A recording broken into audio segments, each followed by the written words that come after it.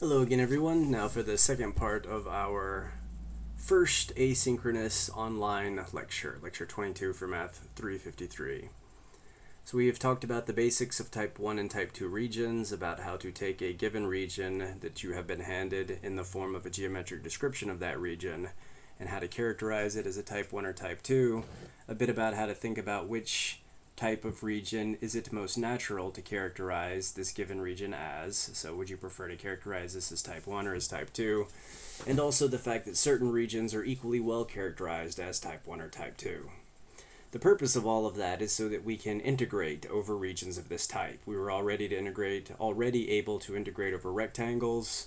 We will now be able to integrate over type 1 and type 2 regions. And the mechanics of how this is done are given by the following two theorems. So first, double integrals over type 1 regions.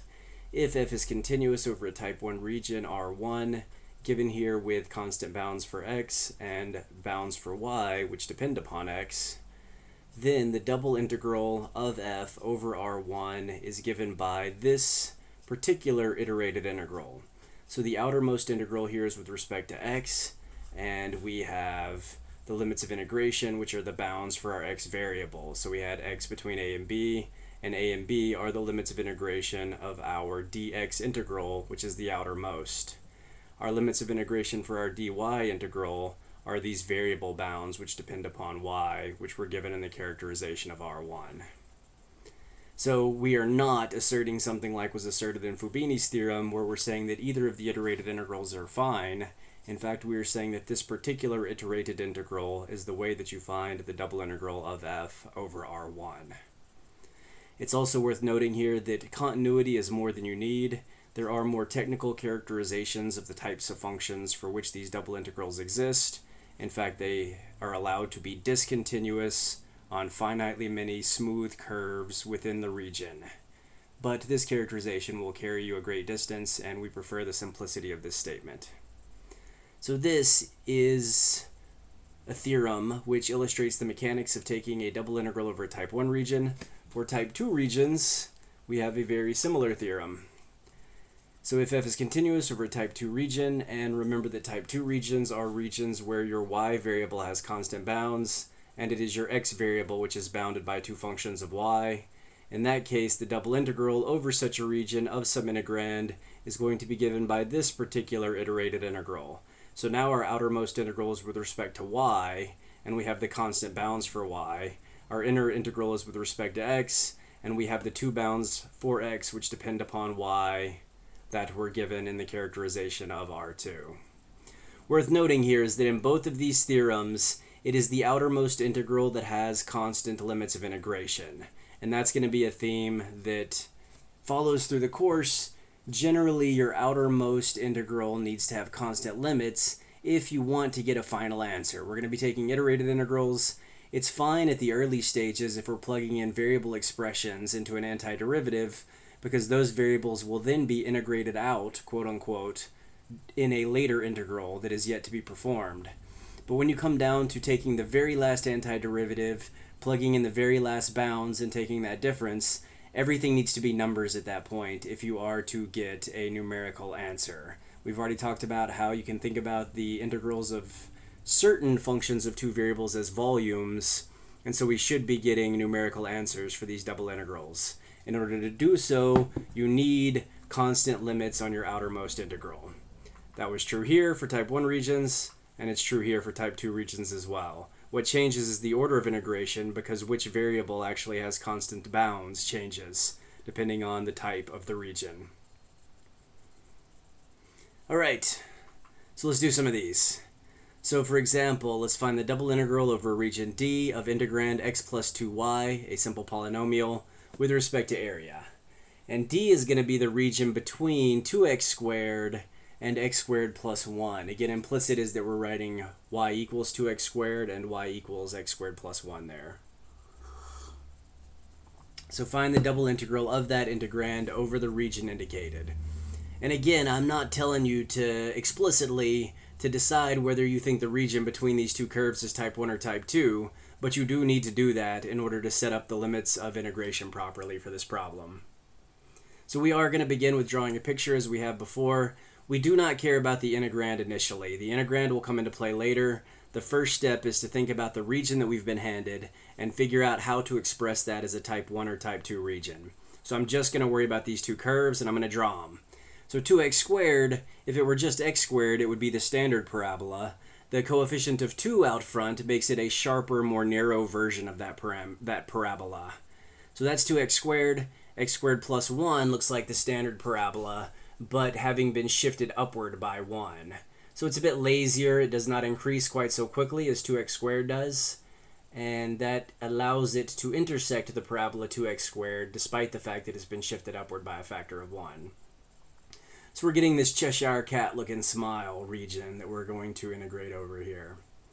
And looking at this immediately, I think of this as a type 1 region. It's easy to see what the bottom curve would be and what the top curve would be for y if we let x move between two constant bounds. It's also easy to see what those constant bounds for x would be. So I can see where these two curves intersect on the left, I would call that A. Where they intersect on the right, I could call that B. I could let x move from A to B, having those constant bounds. And for each such value of x, I would have my y variable moving from the lower curve to the upper curve, giving me the teeth lines here on my Cheshire cat smile. So type 1 region is going to be the most natural characterization for this region, and we're going to have to find A and B. To do that, we set the equations for these two curves equal to each other. That is to say, 2x squared is set equal to x squared plus 1. I solve that algebraically, and I get to the expression x equal to plus or minus 1. So those are the bounds for my x variable. To find the bounds for my y variable, I have to be a bit careful about which is the lower curve and which is the upper curve. Looking back at the smile here, the lower curve is the sharper parabola, 2x squared, the one that meets the origin, whereas the upper curve is going to be that lazier, shifted upward parabola, x squared plus 1. And so we have those as the bounds for y as well. Now we can follow the formula. The variable that gets the constant bounds has to be the outermost integral. So let me say that the outermost integral is with respect to whichever variable has the constant bounds. So it was our x variable going from -1 to 1, and our outermost integral is a dx integral. Our inner integral is with respect to y, and we have the bounds for y, variable limits of integration here.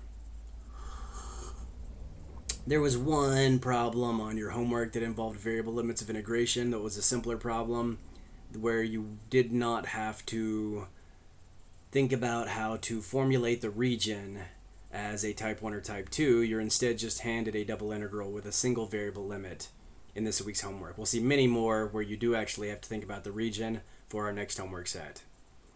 So this is what it looks like, and we're going to proceed as normally. So we're taking an integral with respect to y first. I hold x constant, I integrate with respect to y, and I get the antiderivative xy plus y squared. My limits of integration here on this innermost integral are values for y, and I'm going to plug those in to my antiderivative, and I'm going to take the value of the antiderivative at the uppermost limit minus the value of the antiderivative at the lower limit. So here's my antiderivative at the uppermost limit and at the lower limit there. So we take that difference, we're going to have to FOIL some stuff out and simplify some terms. I skip a few steps here, but after the simplification is done properly, you should arrive at this polynomial. At this point, we are dealing with a relatively straightforward Calculus 2 style problem. It's just a single integral of a polynomial with respect to a single variable. Nothing crazy. This would have been an easy problem in Calc 2. So we take the antiderivative, evaluating between -1 and 1, all of the even power polynomials, or even power terms in the polynomial, are going to have the same value at 1 and -1. So when we subtract the value at the upper limit minus the value at the lower limit, we'll get 0. Whereas for the odd power terms, we're going to be taking a 1 minus a -1, and we're going to end up getting twice the coefficient of each of the odd power terms, which is how I'm getting my -6/5, my 4/3, and my 2 from the x to the 1 term. If that doesn't make sense, what I just said, then go ahead and go through, plug in 1 everywhere here, subtract off the value of this whole expression at -1, and you should see that we get cancellation for the 2 even power terms, and we end up with twice the coefficient of the odd power terms, which simplifies to this expression just over 2. So let's have you folks do one of these now.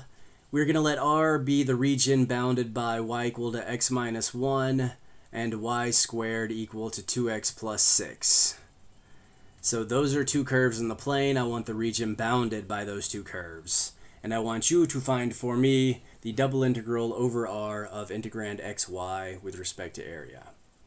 So go ahead and give that a shot. We will pause the video here for a moment and allow you to work on this, and then feel free to restart the video when you're ready to see my solution. Alright, so let's take a look at this problem. So the first things first, we need to draw the region. And there's one little caveat here. We're dealing with a quadratic expression for y. X is a quadratic in y. And you have to be careful. It is true that y squared equals 4. That implies that y could be either plus or minus 2. But if you take square roots of both sides and you don't maintain the plus or minus, if I just were to write y equal to the square root of 4, that expression only has the single solution 2. So while y squared equals 4 has two solutions, y equals the square root of 4 has only one solution. That's why we often write things like y equal to plus or minus the square root of 4. The square root function always returns a positive. And so if you know you want positive or negative values, you have to manually add the sign, right? Either leave it just as a square root for positive values, or manually add a coefficient of -1 if you're looking for negative values. But do beware and remain aware of the fact that this expression is not the same as this expression. If we want to take this, we're not just going to square root both sides if we want to simplify it. Instead, we're actually going to solve for x as a function of y. So solving for x, I'm going to bring the 6 over to have y squared minus 6. I'm going to divide everything by 2, and I'm going to again end up with x equal to 1/2 y squared minus 3. And to graph such a thing, we graph it sideways as we discussed earlier. So you can imagine that this is the expression y equal to 1/2 x squared minus 3. That you should know how to graph. This graph is going to look the same, but the role of the positive x and y axes are going to be reversed. So 1/2 y squared would look like a parabola opening to the right which touched the origin. 1/2 that would make it a lazier parabola, so increasing in the x direction more slowly, and then subtracting 3 off is going to shift it left. Just like if we subtracted 3 off of a conventional parabola, we would shift it downward. So this right opening parabola is the curve given in our y squared expression, now solved for x. And we were also given a line, y equal to x minus 1. That's simple slope-intercept. It's got an intersect of -1. And I do note that I could also express it as x equal to y plus 1, as we will want to do momentarily. So this shaded region here is the region that we're integrating over. And this, to my mind, looks most like a type 2 region. If I express it as a type 2 region, I will have a lower bound for y and an upper bound for y, which is slightly off the page here. But we'll have y moving through an interval where these two lines intersect in two places, and then our x variable will be moving from the left-hand curve to the right-hand curve. So we're going to express it as a type 2 region. That means we need to find our c and d constants. We're going to set the two equations for our two curves equal, and it's the x values that are being set equal here. This is going to be where x is equal, we find the y value where these two x values are equal. So we said 1/2 y squared minus 3 equal to y plus 1. Another way to think about this is that you ultimately want constant values for y. So I need to be setting one equation for y equal to another equation for y, because c and d are two constant values for y. I need an equation that involves only y that I can then solve for those constant values. So simplifying this, we come to this quadratic, and this one actually factors nicely, y minus 4 and y plus 2, and I find that my y values are -2 and 4. So now I have an expression of this region R as a type 2 region. We're going to have y going between -2 and 4, and we will have x going between the left-hand curve, which is this sideways parabola, and the right-hand curve, which is the linear expression, x equal to y plus 1. So now Theorem 2 from today allows me to write the double integral of this region as an iterated integral, in particular a dx dy, an iterated integral, because it is the y variable that has constant bounds. That must be my outermost integral, and the limits of integration for that integral are those constant bounds. My inner integral is with respect to x, and my x variable has y, limits of integration.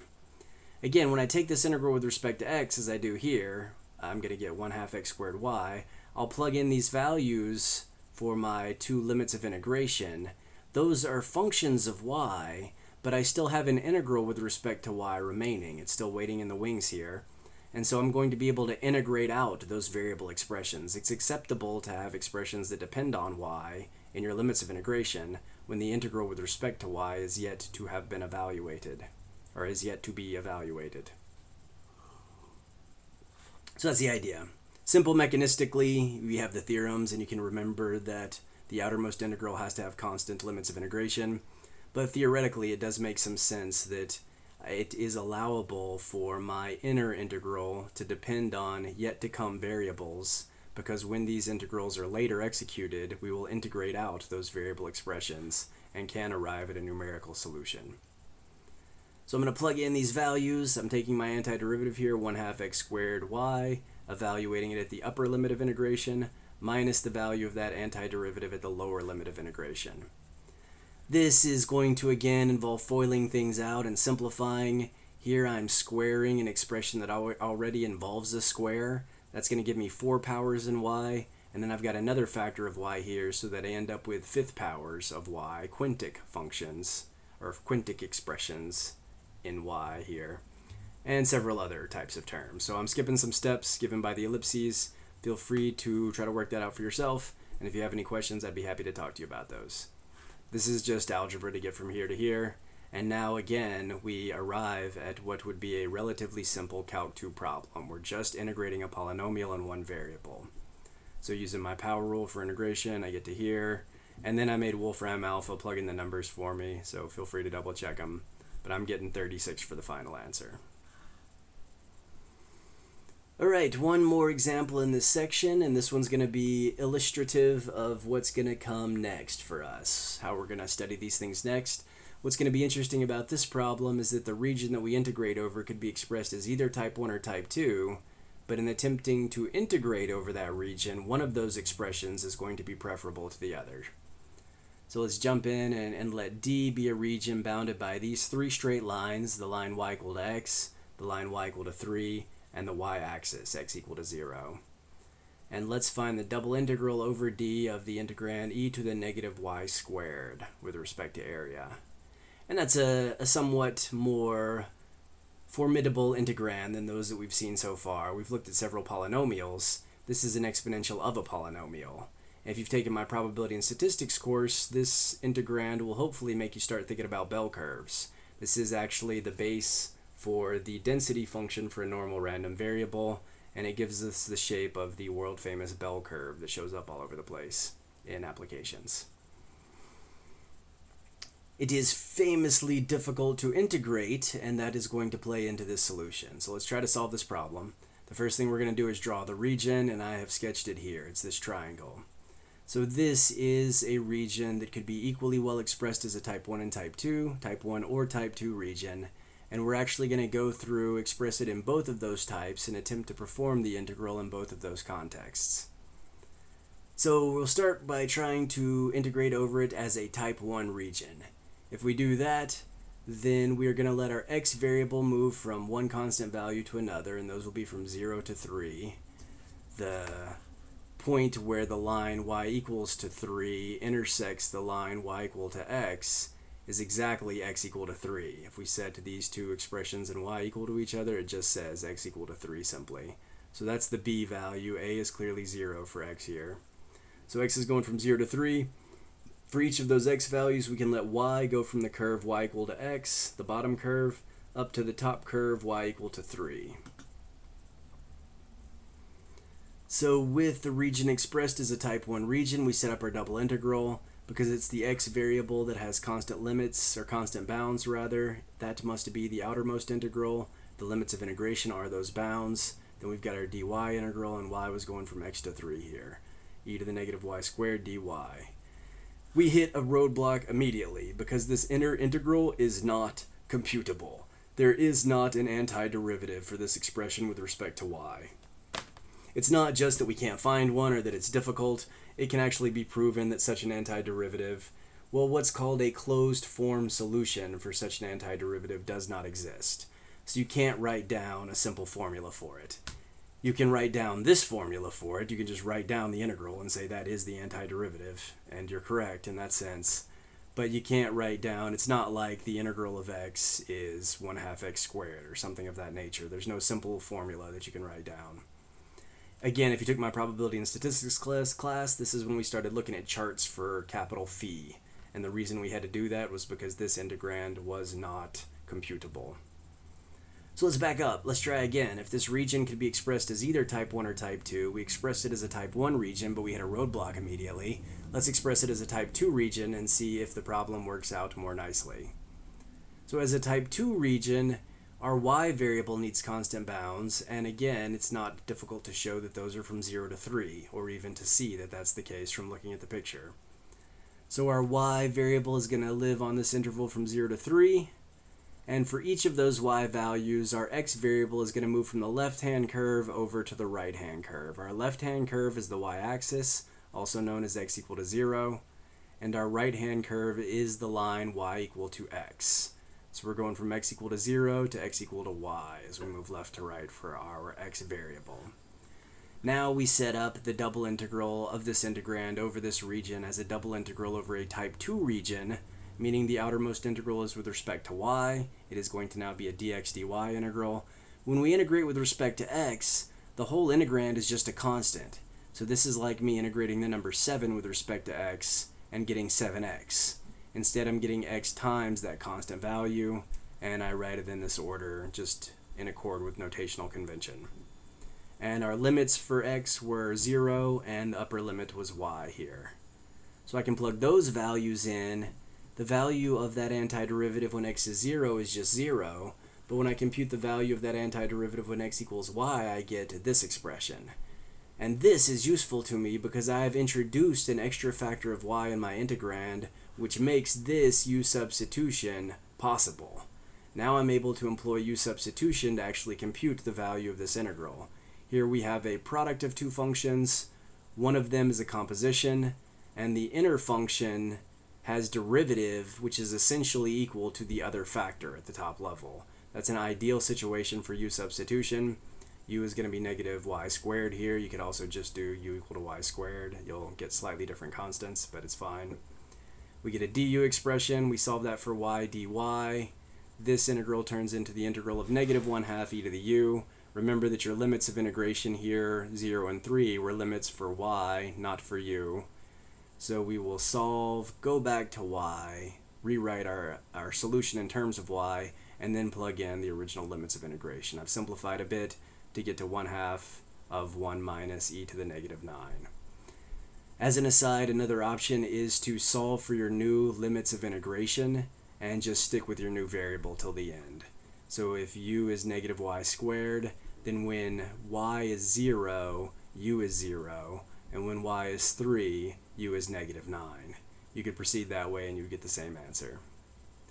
The punchline here is that when a region could be expressed as either a type 1 or a type 2 region, sometimes one of those expressions is going to, sometimes the integral over that region will be much simpler to perform for one of the expressions, either with the region expressed as type 1 or with the region expressed as type 2. Here we took our region D, we expressed it as a type 1 region, and the integral proved impossible. If we reformulated the problem, where the region was expressed as a type 2 region, the integral became relatively straightforward. It was a fairly standard application of u substitution, was as tricky as it got. And that's going to be a theme. We will, in our next section, start thinking about when you wish to and how you manage to reverse the order of integration for certain double integrals over more general regions. Thank you, folks.